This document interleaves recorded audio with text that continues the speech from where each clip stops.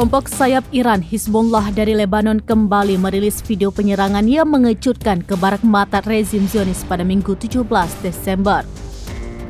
Dalam video tersebut menunjukkan detik-detik dua serangan ATGM melesat dengan cepat ke barak Matat yang telah rusak akibat serangan sebelumnya.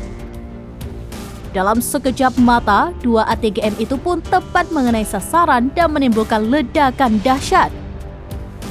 Kepulan asap tebal pun tampak membumbung tinggi akibat serangan dari pasukan Hizbullah itu.